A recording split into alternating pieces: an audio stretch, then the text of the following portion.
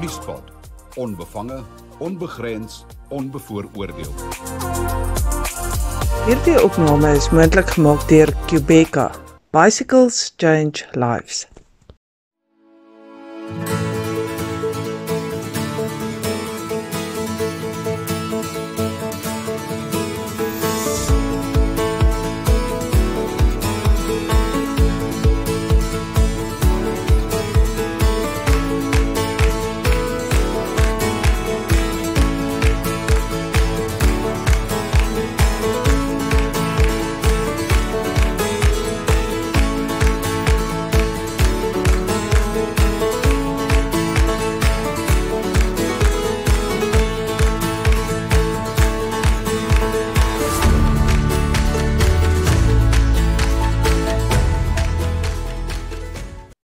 Everybody. So today my guest here on Nuuspod is Anthony Fitzhenry. He is the founder of Qhubekan, a charity organization, and he's going to tell us everything about Qhubekan now.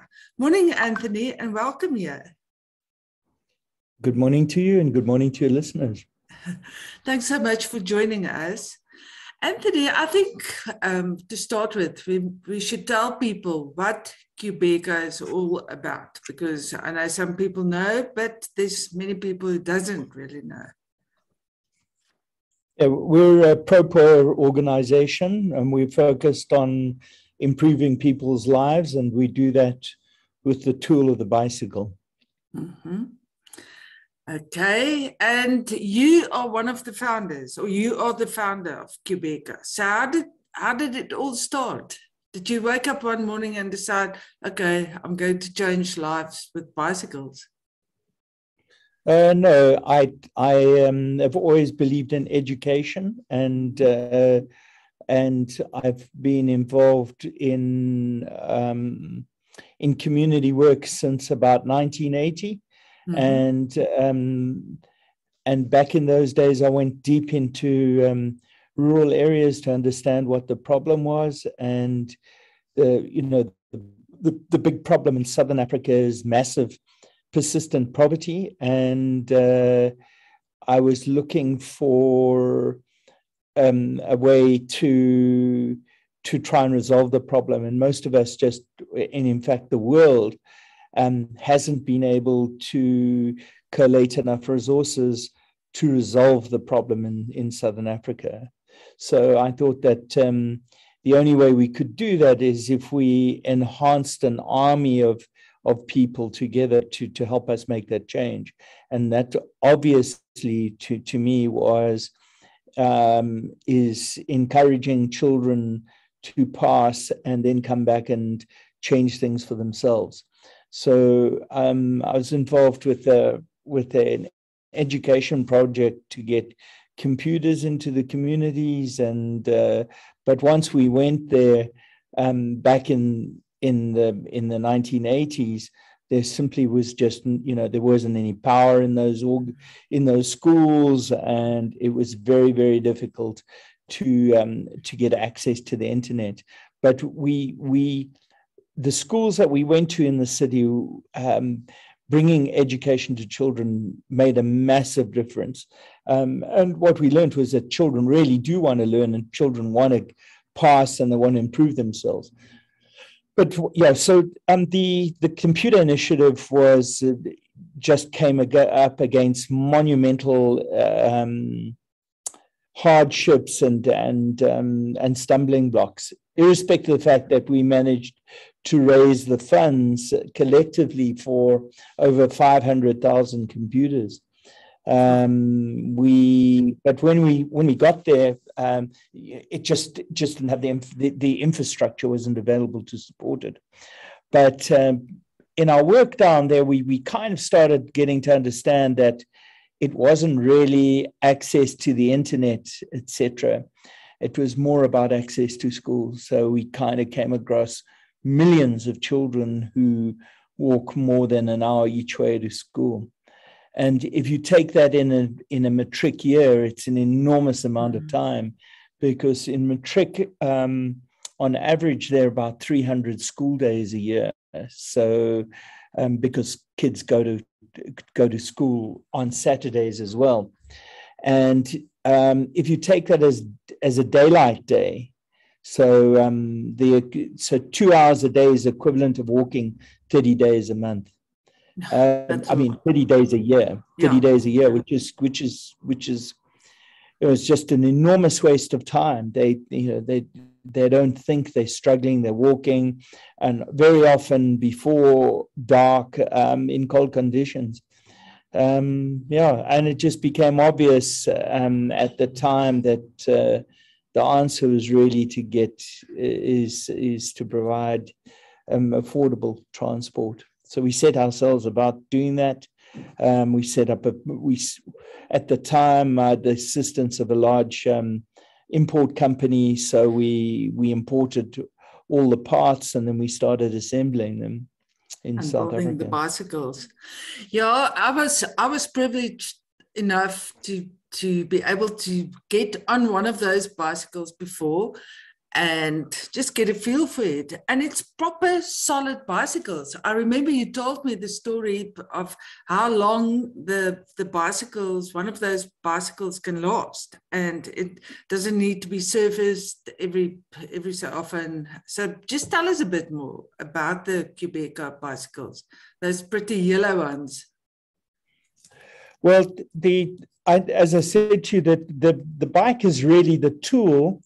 And it was never our intention to get involved in bicycle manufacture or distribution at all. We wanted to focus on the work in the field initially, but we simply couldn't come across a bike of sufficient quality or sufficient robustness.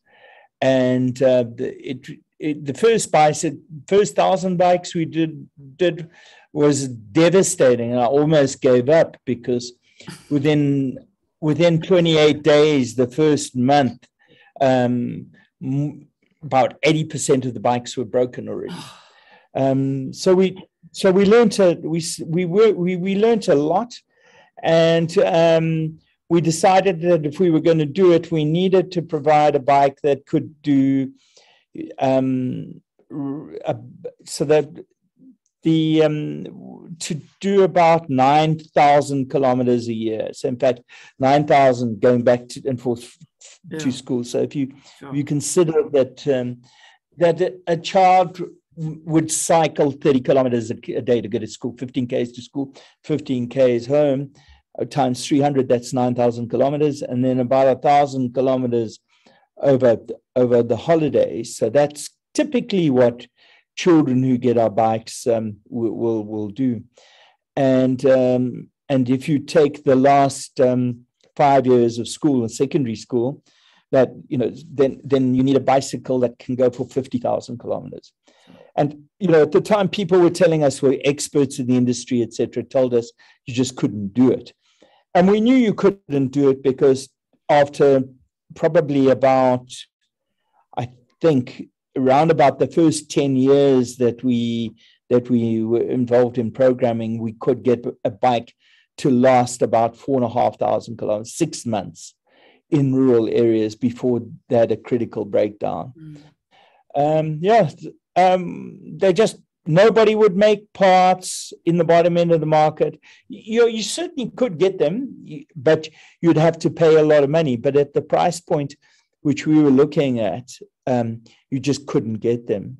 So we sequentially went through the bicycle part by part and redesigned it. And the yellow ones that you mentioned, that was quite a while ago. So we think that in 2022 now, we're making the best bike that we've ever made. And the bikes that we made prior to COVID, we'd get those up to about, those bikes are up to about 50,000 kilometers now. Sure. That's a lot. And we're absolutely confident that our new bike is better than that. And we will bring out our new version in August. So in August, our new version, which which we think addresses the last remaining problem. Yeah, and then I think it's quite good. Yeah, we have a bike that I think that will last, that'll go the distance. It's yeah, we're happy with it. How much is one of those bikes? If you go and buy them, how much will one bike cost? Well, we're not in the business of selling bikes. No, I know. But if I want to go and say I want to contribute to a bike to help a kid, how much will it be about?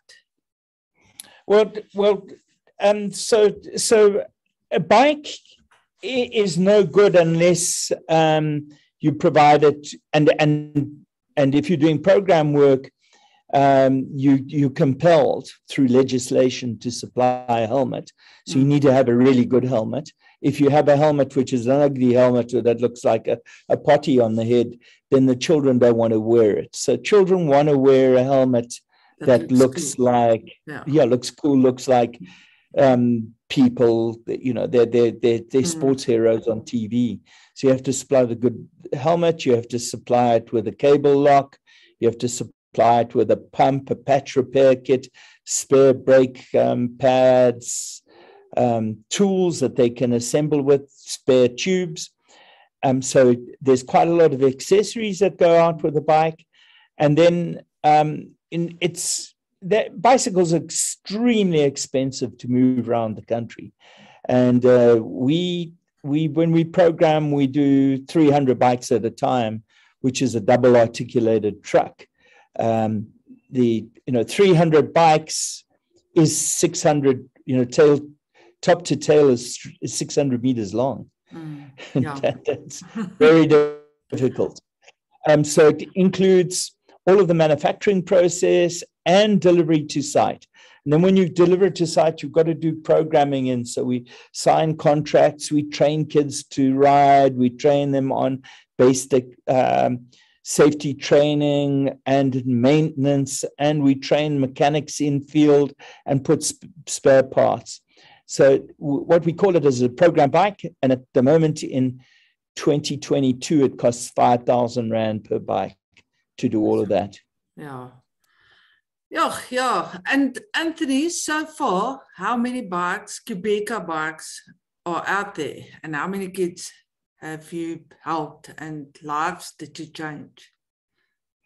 Well, in South Africa, we've probably done, we're just touching about 110,000 in South Africa.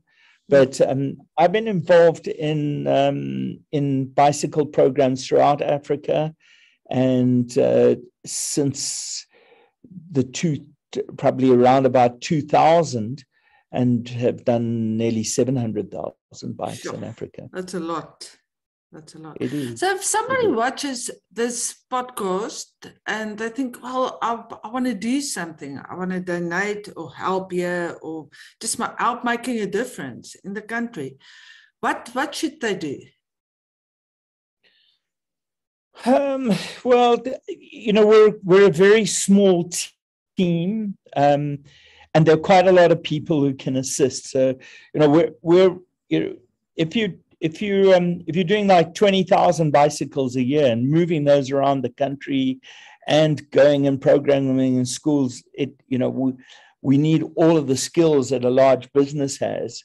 So, we need, there are perhaps many retired people out there or people who have other sources of income that have skills. So, there's accounting skills, there's finance, there's IT, there's legal, all of those kind of things. If people got spare time, they can contact us and certainly can work through that. Copywriting, media, content creation, I suppose decal design, all of that kind of thing.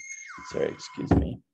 Decal design, all of that kind of stuff. So yeah, that's all helpful. And then the obvious one, because we're a charity and we rely on funding, so that's funds. And then in the charity business, it's exceptionally difficult to raise funds, but introductions to decision makers on boards and that kind of stuff as well. Yeah. And then, there's transport, there are components, parts, and parts are made out of steel and plastic and aluminium. And so, and paint, there's paint, all of the things that you can imagine go into bicycles. There are many people that can assist us there. Yeah. And strangely enough, South Africa in many instances it leads in a lot of technologies. So we lead in technologies like material for bushes. We have some remarkable people here that supply the automotive industry around the world. So anybody who has got good ideas who can help us on the technology front is also very helpful. Thank you. Well, Anthony, I can say I've joined a handover once, but twice. Some of the Qhubekan bicycles was handed over there in, I think it was Khayelitsha in Cape Town with Breitling. And yeah, it's an amazing experience to see that it's really making a difference, and really to experience the smiles and the happiness on the kids' faces who was receiving the bikes and all the joy. And suddenly, there's hope for the futures, and it's really making a difference and life easier to children. So thanks so much for the wonderful work that you're doing. Today is the 18th of June, which happens to be Madiba's, our former president, Nelson Mandela's birthday. And I think we should actually ask people to make a difference today and to contribute. Maybe even if they donate only 69 Rand. And if we ask a lot of people, you always think you need to do something big to make a difference. And it's not necessarily like that, hey? Yeah, I think that's absolutely right. And what's more consistent and does better is more people donating a little or what they can, and then you aggregate that over time, and that's simply that's what's kept us going for the last 20 years. Yeah, and also Madiba was also he really believed in the importance of education for kids, and it's all comes together. So, Anthony, thank you so much. I hope I'll see you again this year at Double Century. And thanks for making time to chat to us, and for making a difference. Well, you're most welcome, and thank you to everybody for supporting us. We appreciate it. Nuuspod, onbevange, onbegrens, onbevooroordeel.